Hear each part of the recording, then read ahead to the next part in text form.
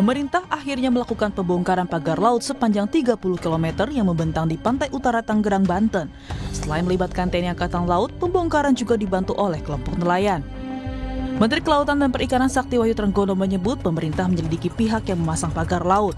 Selain itu juga menyelidiki mengenai adanya sertifikat hak milik dan hak guna bangunan di area yang dipagari tersebut. Sementara proses pidananya diserahkan ke kepolisian. Dengan Menteri ATR tentu kita akan melakukan penelitian atau penyelidikan. Kan kemarin ada 2 orang yang mengaku ya dari kelompok nelayan Pantura yang sudah disidik, tapi kan belum memenuhi unsur gitu loh. Artinya hukum karena kewenangan kita di administratif ya. Nanti kalau hukum itu adanya di kepolisian. Oke, Nah, baik. ya gitu. Beda ya? Agak beda. Ini administratif denda. Administratif itu di kita. Kalau yang misalnya kaitannya dengan soal pidana atau hukum yang lain, sesuai dengan pasal 49B Undang-Undang Cipta Kerja, nanti ke Kapolri. Oke. Menteri Koordinator Bidang Infrastruktur dan Kewilayahan Agus Harimurti Yudhoyono mengakui adanya penerbitan sertifikat hak guna bangunan dan sertifikat hak milik di area pagar laut Tangerang, Banten. Menurut AHY, SHM dan HGB telah terbit sejak 2023. AHY meminta publik sabar menunggu hasil investigasi termasuk soal keterkaitan kelompok konglomerat dengan pembangunan pagar laut. Ketika itu saya tidak mendapat laporan apa-apa. Ya, sekali lagi yang kita ketahui ternyata itu sudah ada HGB-nya yang kita perlu sedang kita investigasi. Sedang diinvestigasi oleh Kementerian ATR BPN. Ada keterkaitan dari pemilik HGB ini, ternyata dia satu grup sama Aguan Group, itu benar atau enggak?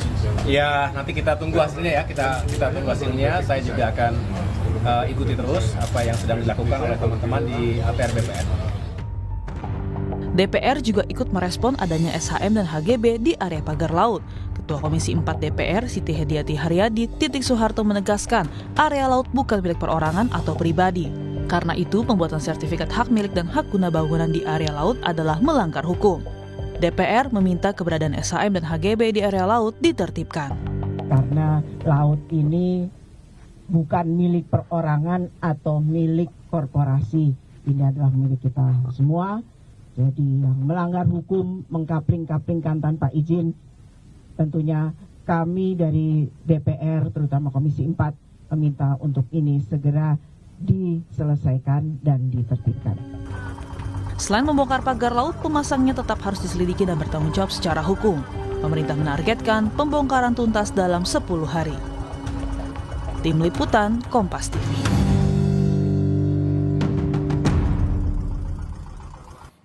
Saudara, pembongkaran pagar laut di Tangerang terus dilakukan dan pemerintah menargetkan pembongkaran akan selesai dalam 10 hari. Namun yang menjadi pertanyaan, siapakah pemilik pagar laut di Tangerang?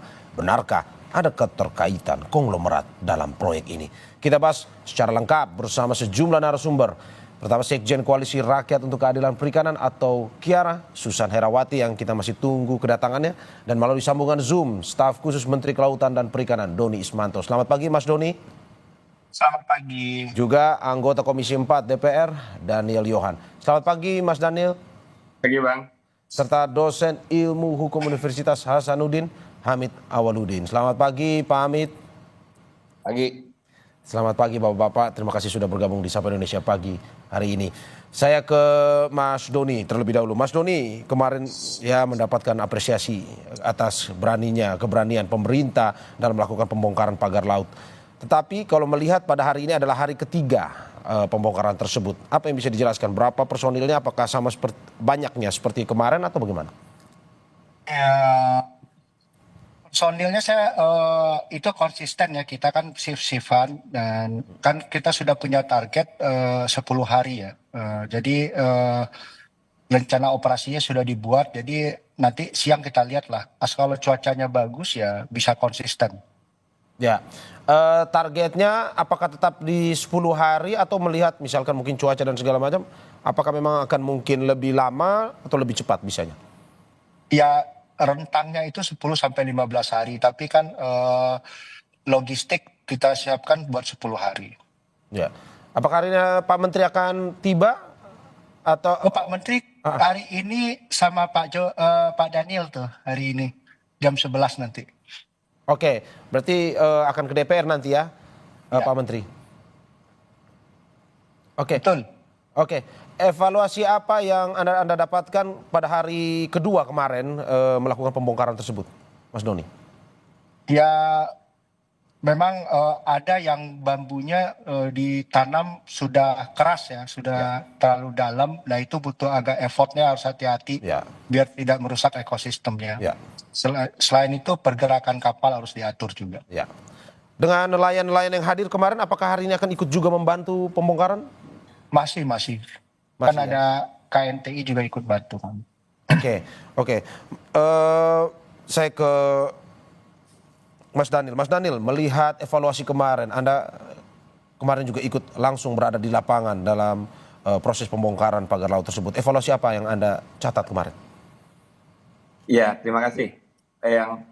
Yang pasti ada dua hal ya yang langsung kita rasakan.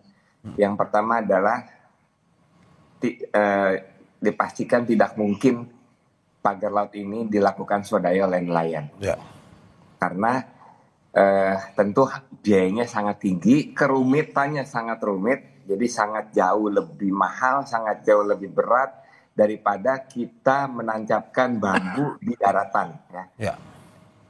Itu pertama. Yang kedua adalah pasti menyulitkan nelayan dan masyarakat untuk akses terhadap laut, baik untuk menangkap ikan sebagai nelayan maupun dalam konteks transportasi ya.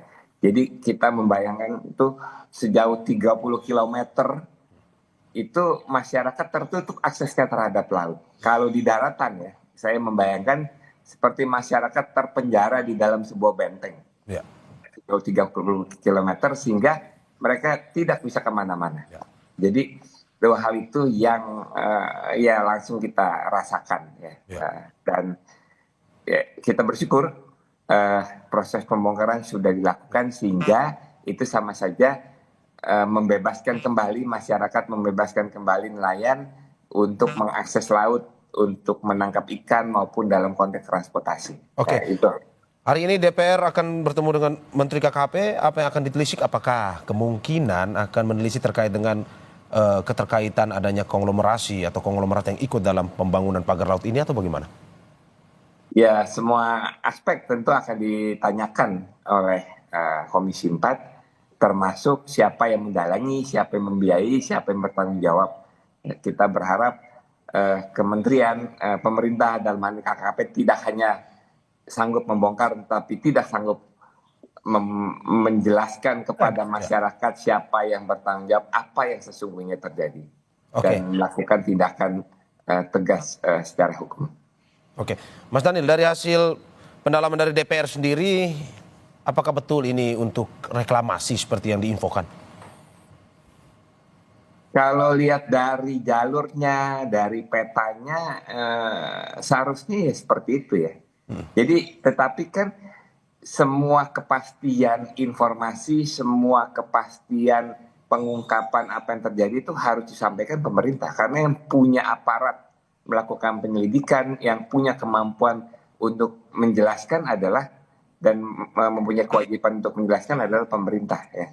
Sehingga kita mendorong ini segera dilakukan, jangan sampai pemerintah itu kalah dengan masyarakat sipil, dengan netizen ya, yang selalu mendahului penjelasan pemerintah dalam persoalan ada munculnya HGB, dalam persoalan ada munculnya hak milik, bahkan nama-nama pemilik. Nah, saya rasa ini juga menyangkut wibawa pemerintah, menyangkut kemampuan pemerintah untuk menegakkan hukum dan peraturan, bahwa tidak boleh ada pihak yang melampaui negara.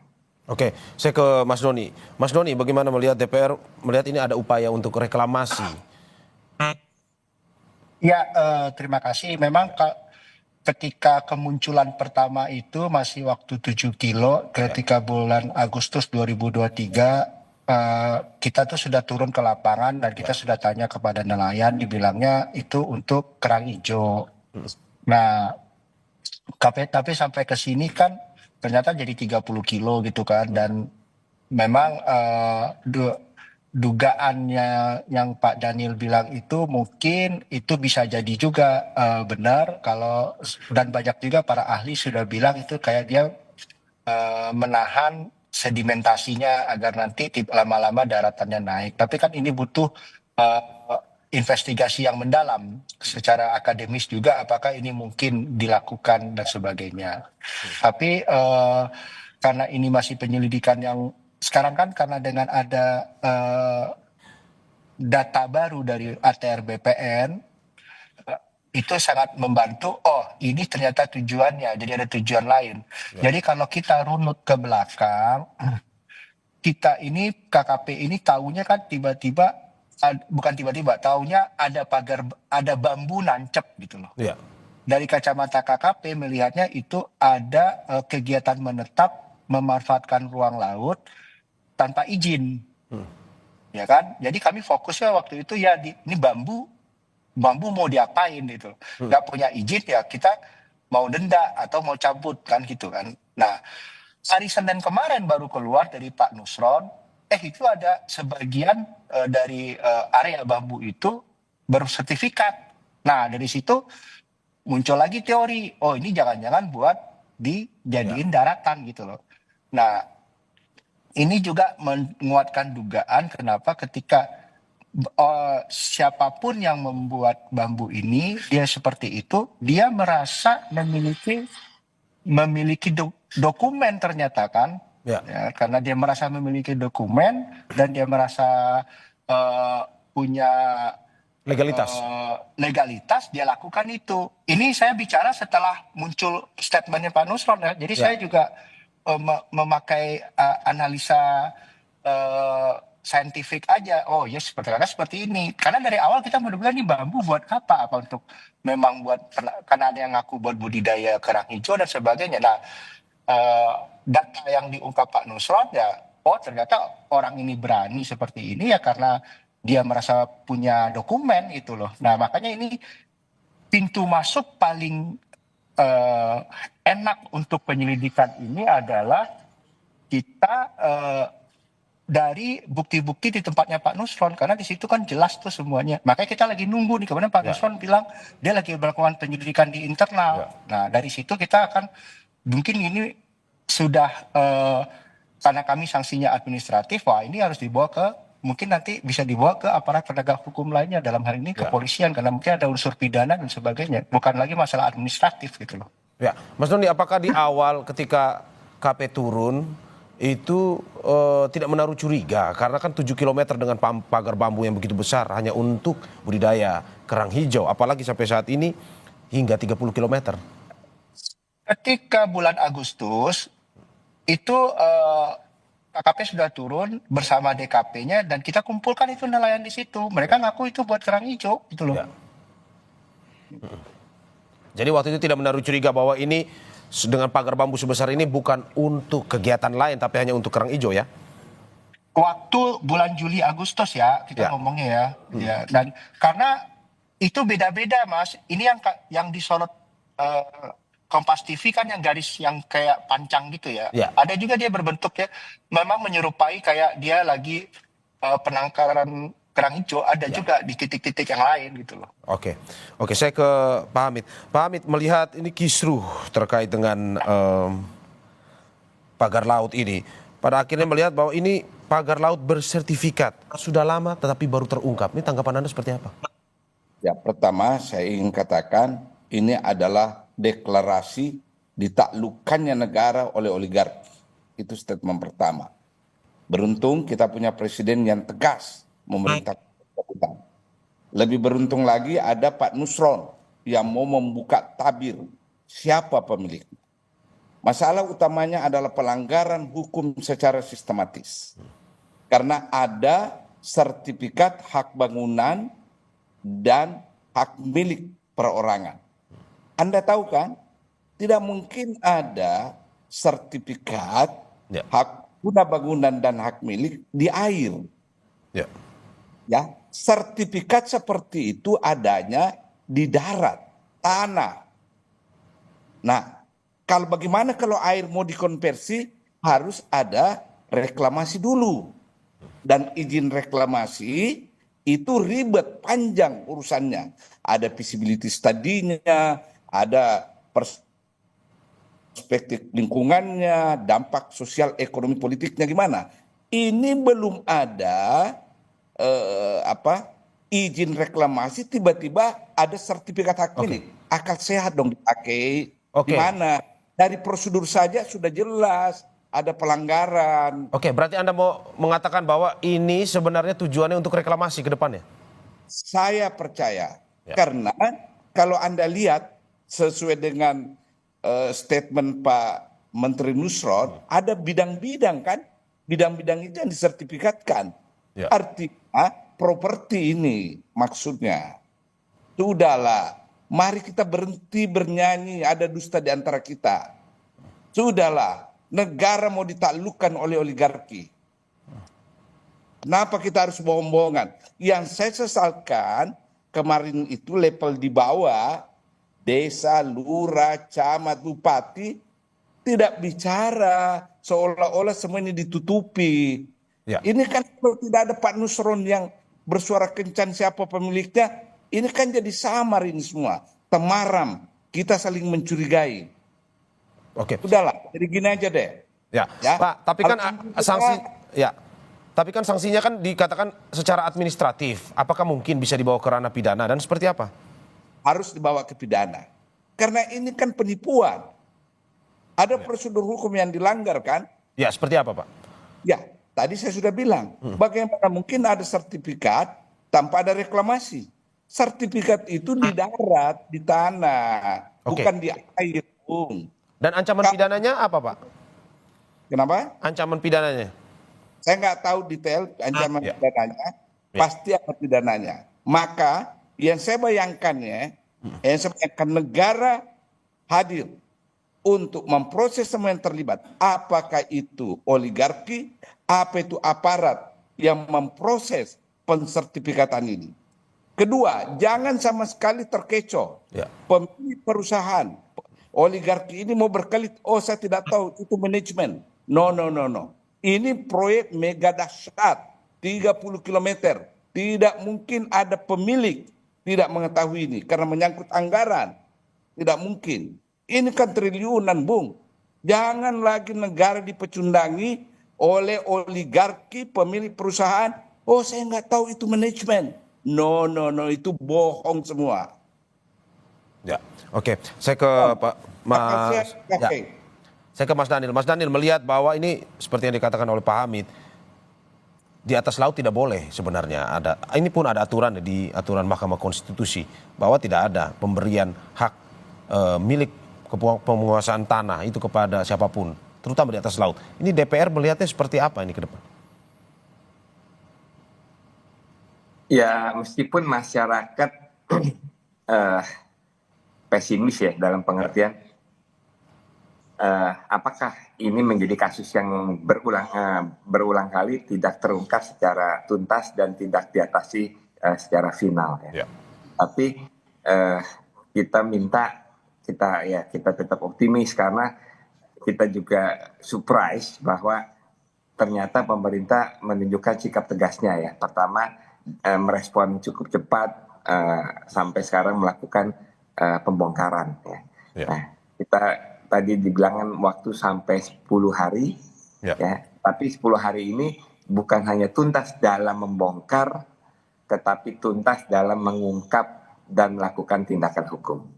Oke, saya ke Mas Doni. Mas Doni, statementnya sebelum mungkin akhirnya akan mengikuti acara juga terkait dengan evaluasi ke depan, apakah mungkin saja KKP ini akan berhenti di pembongkaran pagar laut atau bagaimana instruksinya ke depan?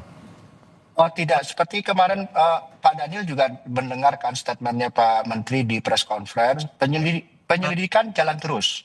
Ya, apalagi sekarang dengan ada Pak dukungan juga dari ATR BPN dengan mereka menyelidik. Tapi saya tadi dari Pak Hamid itu sangat benar sekali.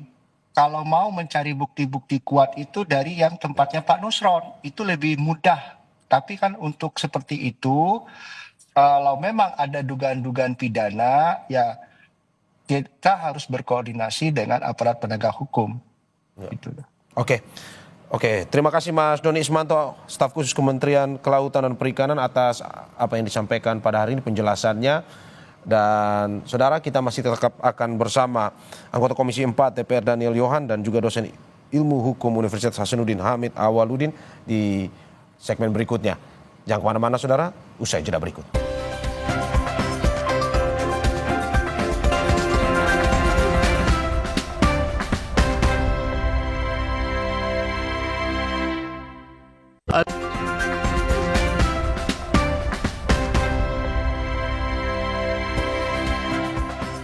Terima kasih masih di Sapa Indonesia Pagi bersama saya Mario Sarong dan dua narasumber saya, anggota Komisi 4 DPR Daniel Johan dan dosen Ilmu Hukum Universitas Hasanuddin Hamid Awaludin, dan juga kita sudah kedatangan Sekjen Koalisi Rakyat untuk Keadilan Perikanan atau KIARA, Susan Herawati. Selamat pagi Mbak Susan, terima kasih sudah hadir. Mbak Susan, melanjutkan pembicaraan yang tadi, bagaimana Anda melihat bahwa polemik HGB yang ada di wilayah Laut Kabupaten Tangerang yang akhirnya dibangun pagar laut ini, dari investigasi KIARA, apa sebenarnya? Tujuan apa sebenarnya? Begini ya, jadi ada garis waktu gitu atau timeline yang kemudian menarik untuk kita telaah. Pertama adalah di 2023 sebenarnya itu ada integrasi tata ruang darat dan laut gitu ya. Baru kemudian menyusullah di bulan Agustus keluar HGB itu gitu. Baru kemudian di 2004 pagar-pagar ini mulai dibangun sebenarnya. Artinya memang pagar ini memang disiapkan untuk satu proyek yang besar. Kalau melihat dari polanya sebenarnya ini adalah reklamasi atau penimbunan pesisir gitu ya untuk kepentingan bisnis gitu. Karena kenapa kami bilang seperti itu? Karena nyaris tidak mungkin ini untuk kepentingan nelayan gitu. Karena dari pagarnya, dari metode dia membangunnya gitu ya. Ini memang sangat lekat dengan kebiasaan pembisnis yang kemudian mau melakukan reklamasi atau penimbunan pantai. Itulah mengapa pada akhirnya perusahaan-perusahaan yang menerima HGB ini berafiliasi dengan bidang usaha real estate itu ya? Iya, betul sekali. Memang itu, dan sebenarnya ini sudah diketahui oleh masyarakat ya dari 2024 gitu. Ya. Gitu. Jadi bukan rahasia gitu sebenarnya ya. Dan menariknya adalah dari proses itu kalau kita lihat kan HGB di perairan keluar itu aja sudah satu barang yang aneh gitu ya. Karena di perairan itu tidak bisa sebenarnya. Betul. Gitu, karena itu bertentangan dengan putusan Mahkamah Konstitusi nomor 3 tahun 2010 gitu. Ya. Oke, kalau dari KIARA melihat sendiri bahwa apakah memang sebenarnya awalnya itu apakah memang untuk, dalam arti tadi penjelasan KKP pada saat masih 7 km untuk keperluan penangkaran kerang hijau, ataukah memang dari awal memang sudah disiapkan untuk ini? Ini diskusi yang menarik. Kalau kemudian narasi yang dibangun kan banyak ya, ada abrasi, ada kerang gitu ya. Setahu dan sepengalaman kami ini bukan begini metodenya gitu. Jadi pagar ini sebenarnya buat apa? Itu yang jadi pertanyaan. Karena kalau orang yang melakukan budidaya kerang itu nggak butuh pagar seperti itu sebenarnya. Apalagi panjang sampai 30 kilo ya. Kemudian yang menariknya adalah sebenarnya kan kalau kita lihat dari atas itu dia ada kotak-kotak kan gitu. Nah ini yang sebenarnya jadi pertanyaan, itu buat apa kotak-kotaknya? Apakah mungkin ini untuk mengukur sebenarnya bidang bidang perairan gitu ya, untuk mempermudah nanti kalau kemudian memang pasir itu mulai masuk gitu. Anda melihat juga tidak pernah ada niat untuk restorasi pemulihan laut? Ini ya sebenarnya kalau restorasi bukan begini juga metodenya gitu. Karena kalau dilihat material pagarnya itu kan sebenarnya ada pemberat di bagian bawah. Gitu, dan itu sak-sak pasir yang kemudian ditanam, dan itu sebenarnya yang paling sulit sekarang untuk dicabut, untuk ditarik gitu ya keluar gitu. Itu yang sangat melelahkan buat kawan-kawan yang hari ini membongkar pasti. Gitu. Oke, kalau melihat ada HGB, tadi Anda melihat ada sesuatu yang aneh. Kong kali kong atau bukan sebenarnya? Sudah pasti iya gitu. Ini HGB yang keluar 100 hektar ya. Kalau kita lihat artinya bukan panjang yang atau lebar yang sedikit, tapi menariknya kalau temuan KIARA sebenarnya persil-persil tanah di area tersebut itu melampaui apa yang disebut oleh Menteri ATR. Jadi Menteri ATR mengatakan ada 100 hektar, tapi sebenarnya temuan KIARA itu ada 515 hektar. Artinya ATR BPN seharusnya membongkar lagi 415 persil tanah atau hektar gitu ya, yang kemudian kita harus tahu sebenarnya ini punya siapa HGB-nya. Ini yang belum diungkap oleh Bapak Nusron gitu. Oke, Mbak, ini sejalan dengan pernyataan Pak Hamid tadi yang mengatakan bahwa negara dalam tanda kutip tunduk terhadap oligarki? Bisa dikatakan iya gitu ya, karena payung dari semua carut marut ini adalah Undang-Undang Cipta Kerja. Oke. Gitu. Oke Mbak, ini tapi ada beberapa pernyataan bahwa Menteri ATR sendiri yang baik yang sekarang maupun yang dulu,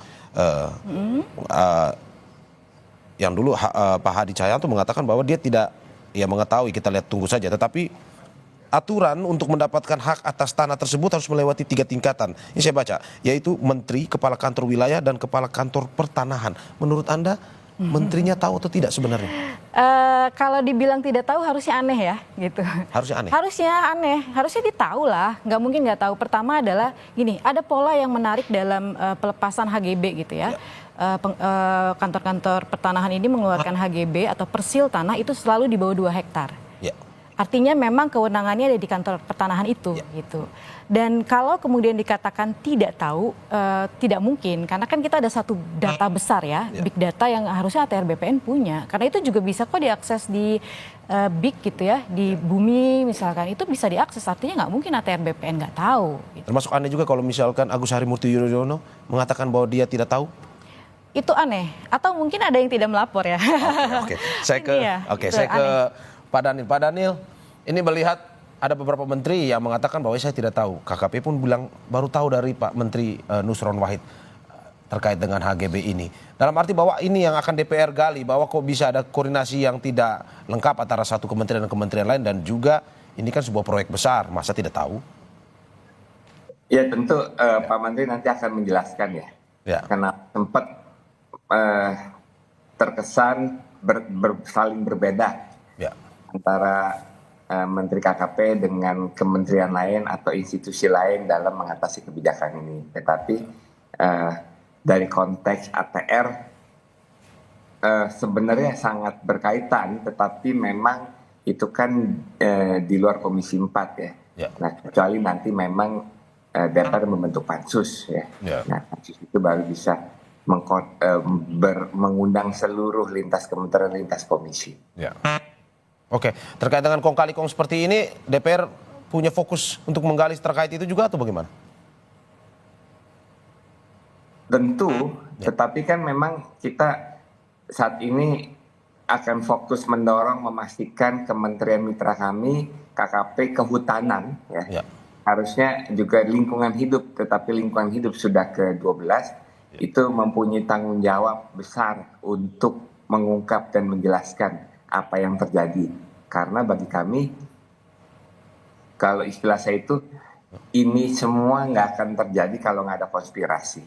Jadi ini bisa terjadi karena memang ada konspirasi dari banyak pihak. Nah, tinggal pemerintah harus menjelaskan konspirasi apa yang sedang berlangsung saat ini. Oke, kalau dari kecurigaan DPR, konspirasi seperti apa?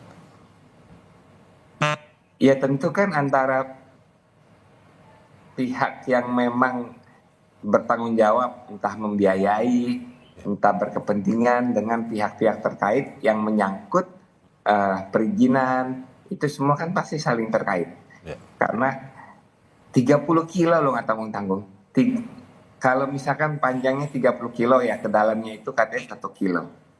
Itu 3, berarti kan 10.000 kali 30.000 itu sama dengan 30 juta meter persegi atau 3.000 hektar.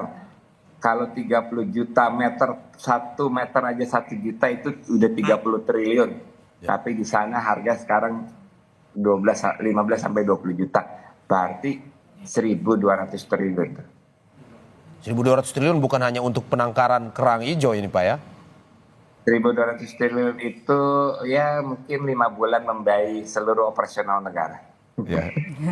Oke, saya ke Pak Hamid. Pak Hamid, bagaimana melihat bahwa tadi disebutkan oleh Kiara kemungkinan ada kong kali kong dalam pembongkaran pagar laut ini. Apakah mungkin kong kali kong ini mungkin saja bisa dimasukkan dalam ranah hukum, ditindak secara hukum? Ya sangat bisa. Karena kan mekanisme dan proses perizinan itu sudah tidak masuk akal semua. Nah, begitu proses dan mekanisme ditempuh secara tidak masuk akal, ya pasti ada pelanggaran. Seperti yang saya katakan tadi. Tapi saya ingin awali statement saya mengatakan begini. dulu generasi saya itu ada peribahasa mengatakan pagar makan tanaman. Ya. Sekarang dalam kasus ini pagar melahap negara. Titik. Ya. Jadi pagar makan tanaman, sekarang era kita ini pagar melahap negara. Ini kan perbuatan oligarki mempecundangi negara. Nah, apakah ada kong kali kong? Yes, ada kong kali kong dari aparat. Mulai dari bawah dulu kita lihat ini.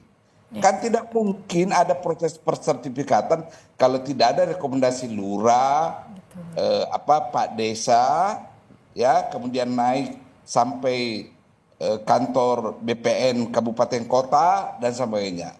Ini masih persekongkolan ini, Bung, masih sistematis. Sudahlah. Ini saya bersyukur ya, ada seorang menteri namanya Nusron Wahid yang mau membuka tabir ini. Dan jantan menyebut nama-nama PT, ditelusuri itu. Oke, ditelusuri dalam arti bahwa menurut Anda pihak pemerintah harus menindak swasta-swasta yang ikut membangun program. Jangan hanya di direksi perusahaan, pemilik perusahaan. Ya. Ini kan sekarang kong kali kong pemilik perusahaan. Kalau ada masalah yang dikorbankan direksi kan, wah saya nggak tahu itu manajemen. No, nggak mungkin lah itu, Bung. Ini proyek mega besar. Pasti ini perencanaan dari pemilik perusahaan. Saya merasa tidak adil kalau yang diproses hanya direksi, pemilik perusahaan. Oke. Saya ke Pak Daniel. Pak Daniel, apakah mungkin DPR akan memanggil swasta-swasta yang ikut dalam pembangunan pagar laut ini? Ya, sejauh ini kita sedang mengagendakan ya. Jadi selain raker kita akan melakukan RDPU. Ya, nggak hanya yang sempat muncul namanya, tetapi juga nelayan masyarakat yang terdampak dari adanya pagar laut ini. Kita ingin mendengar secara utuh sehingga kita lebih tahu jejaknya, petanya itu seperti apa sih sebenarnya yang terjadi. Oke, kita akan telusuri jejaknya. Kiara mungkin punya hasil investigasinya dari pengusaha-pengusaha yang ikut, katanya ada konglomerasi besar untuk dalam pembongkaran pagar laut. Benar? Ini ada hubungannya dengan PIK 2 atau bagaimana katanya? Gini, sedari awal saya rasa Kiara adalah salah satu organisasi yang bilang bahwa ini reklamasi. Nggak mungkin enggak gitu ya. Karena melihat dari bagaimana polanya, kemudian juga bagaimana pagar ini terbangun gitu ya, kemudian juga dari penuturan masyarakat sendiri. Gitu. Dari awal masyarakat itu sudah tahu bahwa ini ujung-ujungnya adalah PIK sebenarnya. Sudah disebutkan secara terang benderang. Nah, kalau dilihat dari peta putaran pagar ini berdiri, itu berdekatan juga dengan proyek yang hari ini ada di sekitaran situlah ya, proyek-proyek besar mega proyek ini gitu. Dan ini tentu punya PIK gitu. Kalau kita lihat ya, karena tidak mungkin ada perusahaan lain gitu ya, atau konglomerasi lain lah yang kemudian merangsek daerah situ, karena itu memang sudah menjadi area main mereka gitu. Dan kalau melihat polanya juga tadi bagaimana tadi dari bawah sekalipun tukang ukurnya pun sudah terpesan gitu ya, artinya memang sudah didesain untuk kemudian ujung-ujungnya ya reklamasi. Dan kalau kita runut kembali ke belakang 1 tahun ke belakang, bagaimana kemudian KKP juga semangat sekali melakukan atau membuka keran ekspor pasir gitu. Kalau kami lihat sebenarnya dari polanya, kalau ini benar jadi ya nggak ketahuan seperti ini, kemungkinan terbesar itu perairan seputaran Tangerang, termasuk salah satu pulau yang kami indikasikan, Pulau Tunda, itu kemungkinan pasirnya akan diambil dan diisi di situ. Jadi kalau kami bilang ada reklamasi alami, itu bukan reklamasi alami, itu apa ya, salah lah menurut kami gitu. Ini mau ngomongin apa, reklamasi apa sedimentasi nih Bapak Menteri KKP kemarin kan bilang gitu.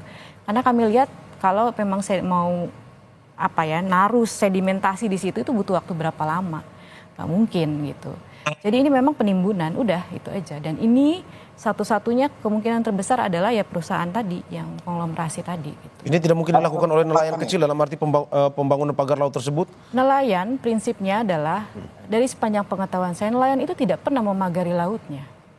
Kalau kakak pernah ke sana, mereka selalu bilang ada ruang kan untuk perahunya. itu kecil, Kak. Bayangkan kalau nelayan itu pulang malam, mereka harus cari jalan. Karena kan pagar ini merubah pengetahuan mereka tentang titik mereka pulang gitu. Ini yang kemudian tidak dipahami sama orang yang bicara soal ini, soal nelayan gitu. Gak bisa, mereka ini kecil sekali untuk perahu gitu. Karena kami menelusuri dan muter. Ini kan yang dilihat, ini pagarnya beda-beda ya, termasuk di Keramat itu pagarnya terlalu rapat sebenarnya. Gak mungkin untuk nelayan. Kalau breakwater bukan begini juga gitu. Memang bambu mungkin ya, tapi tadi dia basis analisisnya apa gitu, risetnya apa gitu untuk kemudian memutuskan bahwa memang pagar ini untuk breakwater. Kalau kemudian budidaya nggak begini metodenya. Dan ingat ya, kalau seluas 30 kilo, kerang hijau itu bukan komoditi yang memang jadi target ya. Gitu. Kalau tambak, mau dorong tambak apa gitu. Itu yang menjadi pertanyaan. Kalau misalkan pada akhirnya tidak ada kejadian ini, tidak ada polemik ini, wilayah mana saja yang mungkin tadi Kiara sebutkan akan menjadi proyek dalam tanda kutip reklamasi nantinya? Yang pasti 6 kecamatan itu ya, 6 kecamatan dan kalau kita lihat sebenarnya kemungkinan terbesar itu ya dia akan luas ke samping juga, dan juga yang paling kami takutkan adalah kalau ujungnya reklamasi ini perairan sekitaran Jawa Barat ya, termasuk Tangerang, ya Banten, kemudian Pulau Tunda itu menjadi salah satu pemasok untuk pasirnya. Jadi kerusakannya akan berganda, baik itu yang ditimbun maupun yang diambil pasirnya. Gitu. Jadi akan ada banyak ribuan orang yang akan kehilangan profesinya. Sebenarnya paling menakutkan bagi nelayan itu sederhana kok. Mereka tuh takut nggak bisa melaut. Dengan dipagar aja itu mereka pasti pusing banget. Gitu. Oke, dengan reklamasi ini akan membatasi gerak nelayan atau kan pasti mematikan mata pencarian? Saya sampaikan bahwa saya menjadi saksi bagaimana kawan-kawan saya di pesisir itu beralih profesi gara-gara mega proyek seperti ini. Ada alih profesi? Banyak. Marunda Kepu. Yang kemarin ribut soal reklamasi 17 pulau, Pulau G. Itu banyak loh, ketika Pulau G itu terbangun, banyak kawan-kawan kami yang kemudian alih profesi jadi buruh sawit. Gitu. Apa negara pernah memikirkan, apakah konglomerasi itu pernah memikirkan, apakah pemangku kebijakan pernah memikirkan alih profesi ini? Enggak gitu, karena bagi mereka ya tadi dia, bagaimana melegalkan proyek-proyek ini. Dan ingat, kasus keluarnya HGB seperti ini, ataupun SHM yang bermasalah, bukan terjadi di Tangerang. Bukan hanya terjadi di sini. Tapi aku rasa ini jadi tugasnya Pak Nusron ya, untuk kemudian mengecek semua HGB yang ada di pesisir. Jangan-jangan banyak, karena di Pulau Pari misalkan, bagaimana perusahaan itu bisa memiliki 90% pulau gitu. Dan ada izin reklamasi yang kemudian dikeluarkan oleh KKP juga gitu. Itu yang menakutkan. Saya ke Pak Daniel. Pak Daniel, bagaimana melihat ini? Ini destruktif sekali apa yang akan dilakukan kalau dari penjelasan Kiara. Mungkin saja kita akan kehilangan nelayan. Komisi 4 mungkin sudah tidak akan ada ini lagi audiensi dengan nelayan, terutama di wilayah Jawa Barat seperti yang dijelaskan Kiara tadi. Ya, makanya ini menegaskan kembali bahwa tupoksi KKP didirikan pertama kali itu adalah untuk membela nelayan. Justru jangan malah keberadaan KKP itu memusnahkan nelayan. Nah, kita tentu ini harus kita ingatkan. Nah, bagaimana membela nelayan, tentu semua jalur penghidupan, hak penghidupan nelayan itu jangan lama-lama, jangan sedikit-sedikit terus menjadi habis. Gitu. Sehingga ini menjadi pintu masuk untuk menyelesaikan benar, nggak hanya di sini. Bahkan ini pengulangan metode yang sudah lama terjadi di Makassar misalnya. Nah, bahkan muncul selain di Jawa Timur, Surabaya, muncul lagi katanya udah ada HGB di Lampung, gitu. Nah, kalau kerusakannya ganda, kita khawatir sampai satu titik nanti yang sudah capek-capek dibangun musnah oleh bencana. Oke, Bang Daniel, ini apa sebenarnya usulan dari DPR sendiri pada akhirnya kepada KKP, mungkin juga kepada Kementerian ATR BPN, Pak Nusron, walaupun tidak selaras, tetapi apa usulan yang diberikan agar pada akhirnya mungkin saja ini kejadian-kejadian ini tidak hanya terjadi, ini yang baru satu ketahuan, tapi mungkin di daerah lain juga. Ya, jaga wibawa pemerintah, jaga kedaulatan negara, dan tunjukkan bahwa Indonesia adalah negara hukum. sehingga bisa memberikan rasa keadilan bagi rakyatnya. Itu aja yang penting. Oke, Pak, ini sedikit terkait dengan pemanggilan Menteri KP pada hari ini, apa saja akan digali dan jam berapa nantinya, Pak? Awalnya jam 10, tetapi karena ada rapat paripurna, segera langsung setelah rapat paripurna mungkin sekitar jam 11. Oke, poin-poin apa saja akan mungkin saja digali setelah kemarin pembongkaran di hari kedua? Ya, poin utama mengenai pagar laut ya. Tentu hal lain tentu bisa ditanyakan, tetapi fokus yang utama adalah pagar laut. Semua hal tentu anggota akan mempertanyakan. Oke. Ya, sehingga ya itu, pemerintah jangan kalah dengan masyarakat sipil, dengan netizen canggih itu bisa membongkar. Apalagi media ini. Ya.